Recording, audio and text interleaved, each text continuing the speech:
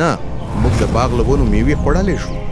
پرته د یوې ونې له میوې چې د باغ په منځ کې ده، خدای جل جلاله فرمایلی دي چې د دغې ونې میوه ونه خورئ، بلکې لاس هم ورنه وړئ، که نه نو په نصیب کې به مو مرګ ولیکل شي.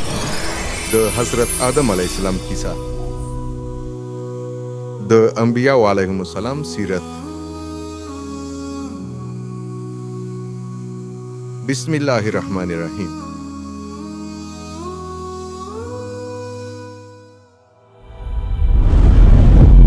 په پیل کې خدای جل جلاله اسمانونه او ځمکه پیدا کړل. په اسمان کې لمر، سپوږمۍ او ستوري پیدا کړل.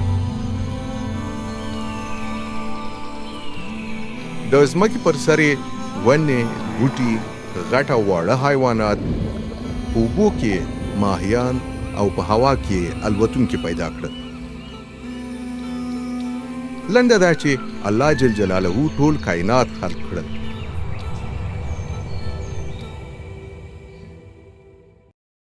وَإِذْ قَالَ رَبُّكَ لِلْمَلَائِكَةِ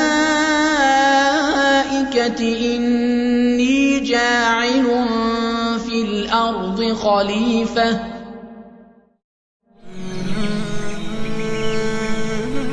بیا الله جل جلاله اراده وکړه چې د ځمکې پر سر باندې د خلافت لپاره انسان پیدا کړي. لومړی له خاورو څخه د آدم علیه السلام شکل جوړ کړل شو. بیا الله جل جلاله خپل روح په پوزه کې ورپوکړ. له دې سره انسان ژوندی مخلوق شو.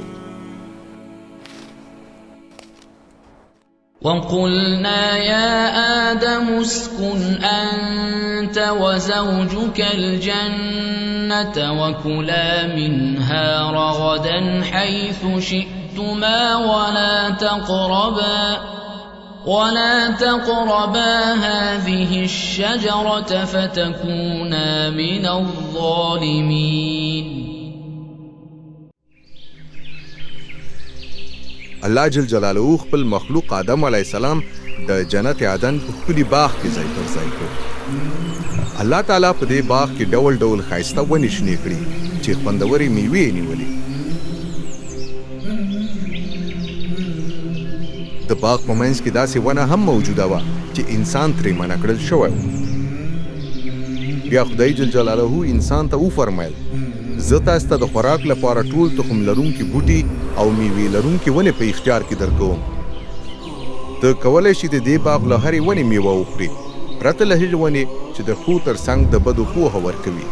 که د دغې ونې میوه دې وخوړله نو ستا په نصیب کې به په هماغه ورځ مرګ ولیکل شي.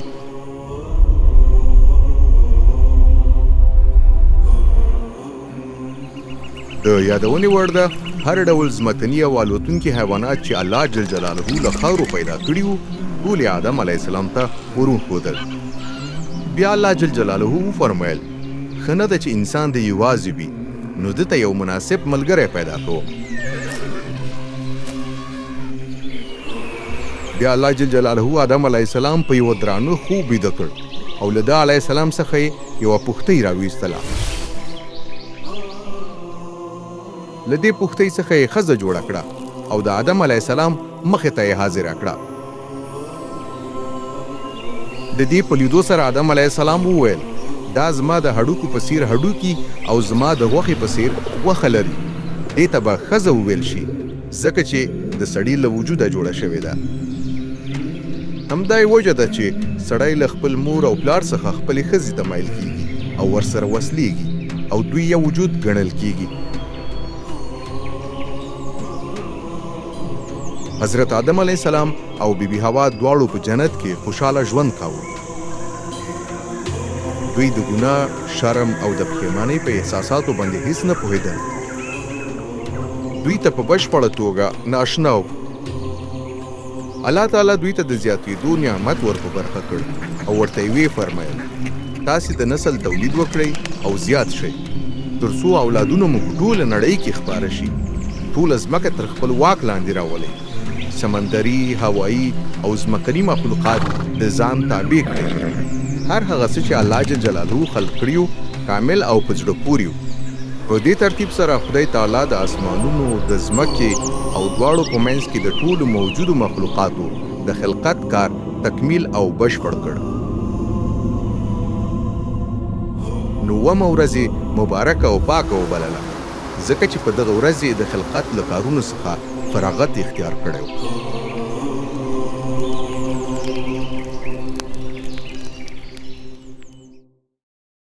وَلِلَّهِ مُلْكُ السَّمَاوَاتِ وَالْأَرْضِ وَاللَّهُ عَلَى كُلِّ شَيْءٍ قَدِيرٌ.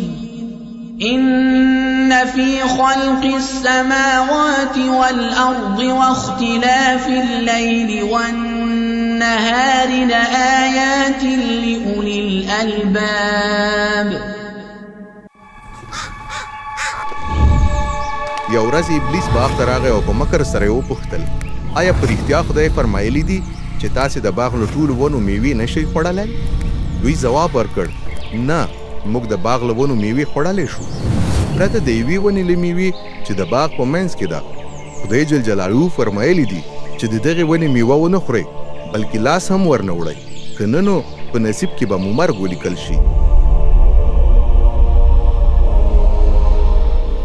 ابلیس په فریب سره ورته وویل، نه، مرګ به په هیڅ وجه درته رانشي، بلکې خدای پوهیږي په هغه ورځ چې تاسې د دې ونې میوه وخورئ نو سترګې به مو خلاصې شي او د هغه په څیر به د ښو تر څنګ بد هم وپېژنئ.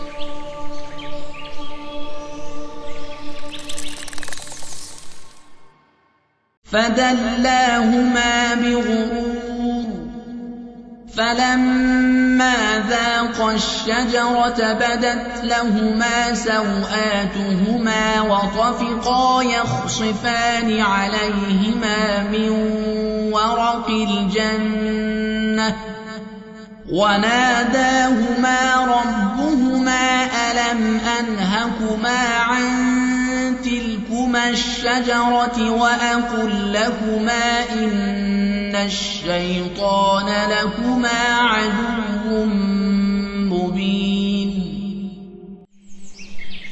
دوی په فکر کې شول چې دغه ونه ډیره ښایسته ښکاري، نو حتماً به یې میوه هم خوندوره وي، او بله دا چې د دغې میوې په خوړلو سره به پوهه هم ترلاسه کړو. نو له دې ونې څخه یې میوه راوشکوله او ویې خوړله. په همدې سره د دوی سترګې خلاصې شوې او احساس ورته وشو چې لوس دي. نو د عورت د پټولو لپاره د ونو له پاڼو څخه یې پوښونه جوړ کړل. ماښام مهال چې سوړ شمال چلید، آدم علیه السلام او ښځه متوجه شول چې د الله جل جلاله حضور په باغ کې ده، نو ځانونه یې ترې په ونو کې پټ کړل. د الله جل جلاله لخوا پر آدم علیه السلام غږ وشو، ای آدمه، ولې راڅخه پټ یې؟ حضرت آدم علیه السلام وویل، کله چې ما احساس وکړ چې ته په باغ کې وویریدم، ځکه چې لوس وم نو پټ شوم. الله جل جلاله فرمایل، چا خبر کړی چې لوس یې؟ آیا تا د هغې ونې میوه خوړلې ده چې ترې منې کړی مې وي؟ بیا الله جل جلاله آدم علیه السلام ته وفرمایل، له دې کبله چې د هغې ونې میوه دې وخوړله چې ترې منې کړی مې وي، نو ستا له خاطره به ځمکه تر لعنت لاندې راشي. ته به د ژوند تر پایه پورې له هغې څخه په ډېر زحمت سره خپله نفقه حاصلوي. سر له ننه به له ځمکې غوزان او اغزي راشنه کېږي. تر هغه وخته به د تندي په خولو ځان ته روزي برابروي، تر څو چې بیرته هغو خاورو ته وګرځي له کومو چې پیدا شوی. په یاد یې لره چې له خاورو جوړ او بیرته به خاورو ته ځي. الله جل جلاله بیبي حوا ته وفرمایل، زه به ستا د حمل موده در باندې سخته کړم، په درد او تکلیفونو سره به اولاد زیږوي. ته به غواړې چې پر خپل میړه واک وچلوي، خو هغه به پر تا غالب وي. الله جل جلاله ابلیس ته وفرمایل، دا چې تا دا بد کار کړی دی نو پر تا به لعنت وي. په راتلونکي کې به یو سړی تا پر سر ووهي او تا به له منځه یوسي، خو ته به یوازې او یوازې پښه ورټپي کړې.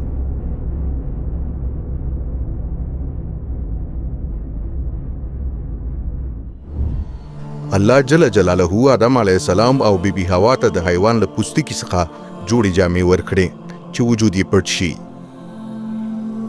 دا چې حضرت آدم علیه السلام او میرمنې له منع کړل شوې ونې میوه خوړلې وه، نو خدای جل جلاله نه غوښتل چې انسان د هغې بلې ونې یعنی د حیات ونې ته لاس ور اوبد کړي، میوه یې وخوري او بیا تر ابده ژوندی پاتې شي.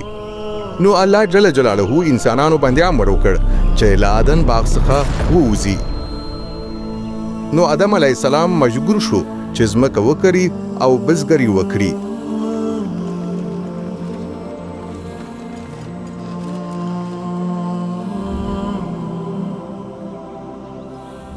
حضرت آدم علیه السلام د خپلې ښځې نوم هوا یعنی د حیات مور کېښود، ځکه چې هغه د ټولو انسانانو مور او په ځمکه د ژوند د دوام سبب ګرځېدلې وه.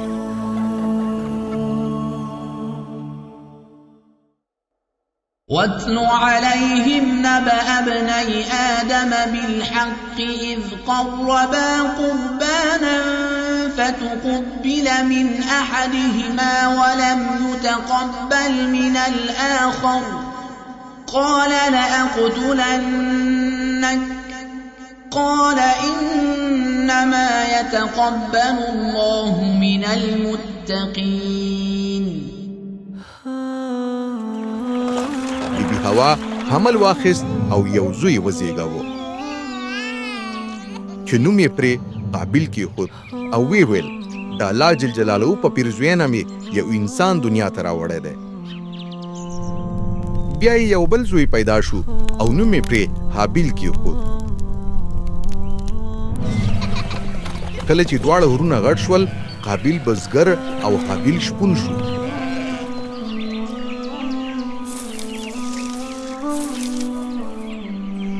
یو ورځ قابیل د خپلو حاصلاتو یو برخه الله جل جلاله ته ډالۍ کړه، مګر حابیل د غلو پر ځای د خپلې رمې څخه غوره پسونه خدای جل جلاله ته قرباني کړل.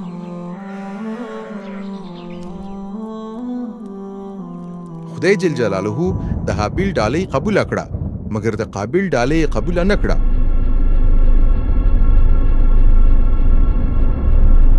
د الله جل جلاله پر وړاندې د حابیل ډالۍ د قابیل په پرتله غوره وه، ځکه چې هغه د ایمان او د اخلاص په نیت وړاندې کړې وه.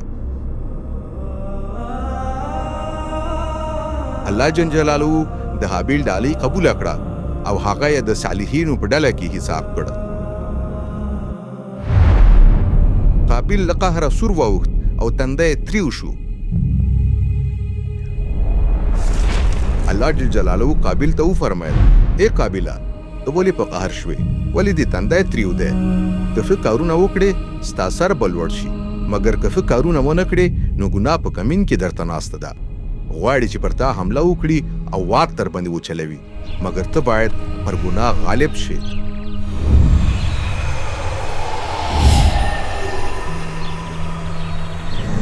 یو ورځ قابیل خپل ورور حابیل ته وویل: راځه چې صحرا ته ولاړ شو. کله چې دوی صحرا ته ولاړل، قابیل پر خپل ورور حابیل حمله وکړه او مړ یې کړ. له دې وروسته الله جل جلاله قابیل ته وفرمیل: ای قابیله، ستا ورور حابیل چیرې دی؟ قابیل وویل: زه خبر نه یم، د خپل ورور ساتونکی خو نه یم. الله جل جلاله وفرمایل: دا دې څه کړي دي؟ ستا د ورور وینه ماته له ځمکې څخه د انصاف لپاره نارې وهي. دا چې ځمکه د خپل ورور په وینو سره کړه، نو اوس په پر تا دا لعنت وي چې ځمکه به ستا لپاره لکه مخکې حاصلخیزه نه وي. هر څومره چې زحمت وباسي بې ګټې به وي او ته به د ځمکې پر سر بې کوره او لالهانده ګرځې.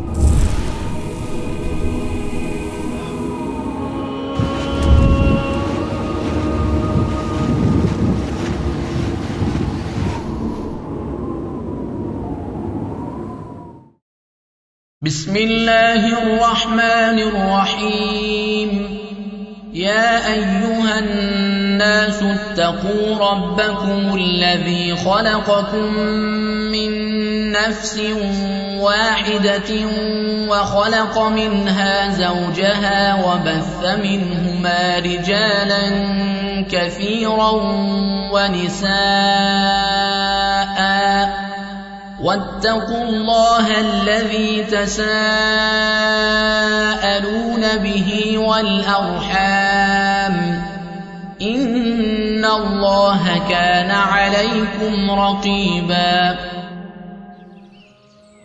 په 130 کلنۍ کې د آدم علیه السلام یو بل زوی پیدا شو او په هغه یې شیس نوم کېښود. د شیس علیه السلام تر پیدا کېدو وروسته حضرت آدم علیه السلام 800 کاله نور عمر وکړ او د ډېرو زامنو او لوڼو پلار شو. کله چې مبارک عمر 930 کلونو ته ورسید له دې دنیا څخه یې رحلت وکړ.